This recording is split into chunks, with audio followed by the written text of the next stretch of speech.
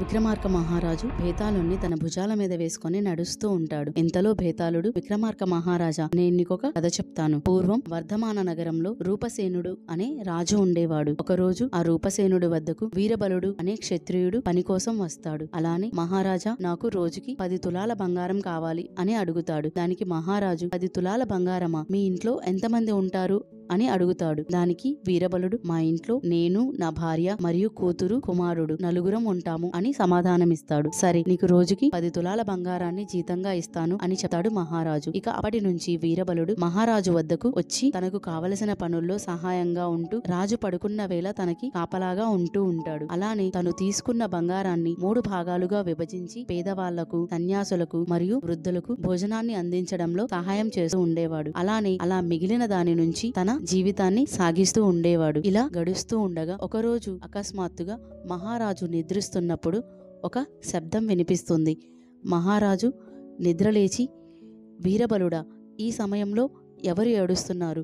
ఎందుకు ఏడుస్తున్నారు అని అడుగుతాడు.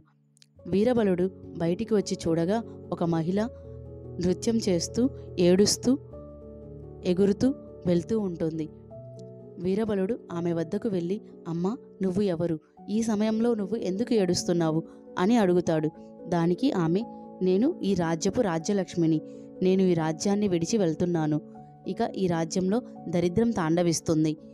కొన్ని రోజుల్లోనే రాజు మరణిస్తాడు అని సమాధానమిస్తుంది.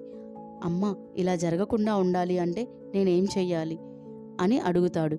దానికి ఆమె సమాధానంగా, నీ ఇక్కడ నుంచి కొంచెం దూరంలో ఒక అమ్మవారి దేవాలయం ఉంది. ఆ దేవాలయంలో నీ కుమారుణ్ణి బలిస్తే ఈ ఆపద తొలగుతుంది. అలానే రాజు 100 ఏళ్ళు ఏ సమస్య లేకుండా తన రాజ్యాన్ని పరిపాలిస్తాడు అని సమాధానమిస్తుంది. అది విన్న వీరబలుడు, సరేనమ్మా అని అక్కడి నుంచి వెళ్ళిపోతాడు. బాధగా ఇంటికి వచ్చిన వీరబలుడు నిద్రిస్తున్న తన భార్యను లేపి జరిగినదంతా చెప్తాడు. అలానే తన కుమారుడు నిద్రలేచి జరిగిన విషయం మొత్తం తెలుసుకుని, నాన్నగారు, రాజ్యం మరియు రాజు సుభిక్షంగా ఉంటారు అంటే నేను ప్రాణత్యాగానికైనా సిద్ధమే అని చెప్తాడు. అది విన్న వీరబలుడు తన కుమారుణ్ణి గుండెలకు హత్తుకొని ఏడుస్తాడు. ఆ మరునాడే వీరబలుడు తన కుటుంబ సమేతంగా ఆ అమ్మవారి దేవాలయాన్ని సందర్శించుకుంటాడు. అక్కడి వెళ్ళిన వీరబలుడు, అమ్మా, నా కుమారుణ్ణి నీకు కానుకగా అర్పిస్తున్నాను. నా రాజు మరియు రాజ్యం సుభిక్షంగా ఉండాలి అని కత్తి తీసుకొని తన కుమారుని తలని ఒక్క వ్రేటుతో నరికివేస్తాడు. తన సోదరుని మరణాన్ని జీర్ణించుకోలేకపోయిన వీరబలుని కుమార్తె కూడా తన ప్రాణాన్ని అర్పిస్తుంది.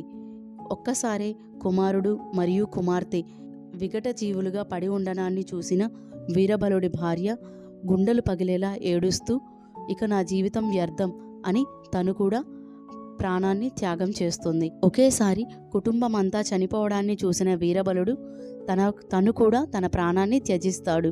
వీరబలుడి కుటుంబం అంతా మరణించింది అని తెలుసుకున్న మహారాజు ఆ ఆలయాన్ని సందర్శిస్తాడు.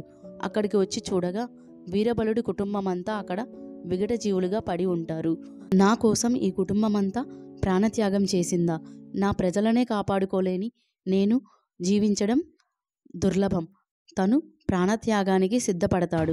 అకస్మాత్తుగా అక్కడికి అమ్మవారు ప్రత్యక్షమై, మహారాజా, నీ ధైర్య సాహసాలకు మెచ్చాను. నీకు ఏం వరం కావాలో కోరుకో అని అడుగుతుంది. అది విన్న మహారాజు, నా కోసం ప్రాణత్యాగం చేసిన ఈ నలుగురిని సజీవులను చేయి తల్లి అని అడుగుతాడు.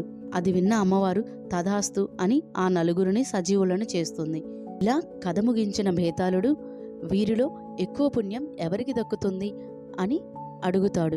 తండ్రి చెప్పిన మాట విని ప్రాణత్యాగానికి సిద్ధపడిన కుమారుడికా, లేక రాజు కోసం తన కుమారుణ్ణి సైతం బలివ్వడానికి సిద్ధపడిన వీరబలుడికా, లేక వీరబలుడి కుటుంబం కోసం ప్రాణత్యాగానికి సిద్ధపడిన రాజుకా, ఎవరికి ఎక్కువ పుణ్యం దక్కుతుంది అని అడుగుతాడు. అది విన్న విక్రమార్క మహారాజు, రాజుకే ఎక్కువ పుణ్యం దక్కుతుంది. ఎందుకంటే సైనికుడు రాజు కోసం ప్రాణత్యాగం చేయడం అనేది సాధారణ విషయం. కానీ సైనికుడి కోసం రాజు ప్రాణత్యాగం చేయడం అనేది చాలా గొప్ప విషయం. కాబట్టి రాజుకే ఎక్కువ పుణ్యం దక్కుతుంది అని సమాధానమిస్తాడు. ఆ సమాధానం విన్న భేతాళుడు ఒక్కసారిగా నవ్వుకుంటూ విక్రమార్క మహారాజు భుజము నుంచి ఎగిరి తిరిగి ఆ చెట్టు మీదకు వెళ్ళిపోతాడు. ఇలాంటి మరిన్ని ఇంట్రెస్టింగ్ స్టోరీస్ కోసం ABC కథలను సబ్స్క్రైబ్ చేసుకోండి. Thank you for watching.